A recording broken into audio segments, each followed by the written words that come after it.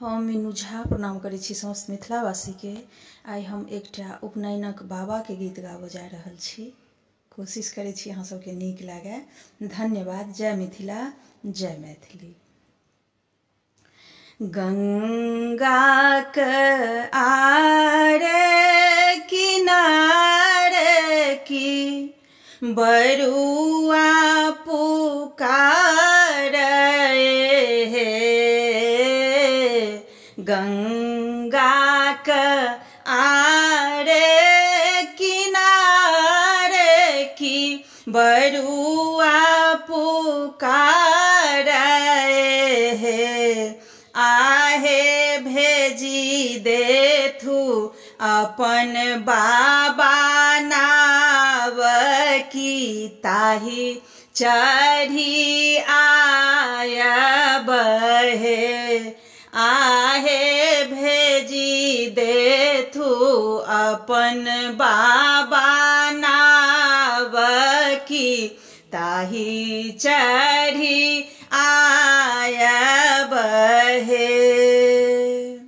नहीं मोरा नाव नवरिया की नहीं करुआरी अछि हे।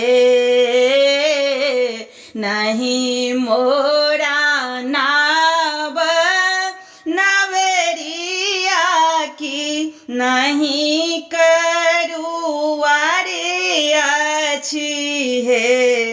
आहे जिनका जनौआ केरे काज की गंगा हेलिया बथु हे।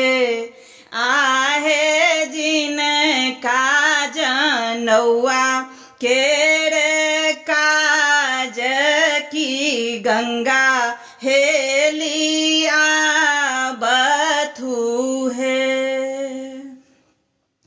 भीजत काछ कछौटा की कुसुम रंग धोती भीजत हो। बाबा भीजत चंदन लीलाट की गंगा कोन हेलब हो। बाबा भीजत चंदन लीलाट की गंगा कोन हेलब हो। देबौ बाबू नाबू नबरिया की रूपे करुआर देबौ रे। बाबू रे और देबौ चंदन लीलाट की पियर जनौआ देबौ रे। बाबू रे और देबौ चंदन लीलाट की पियर जनौआ देबौ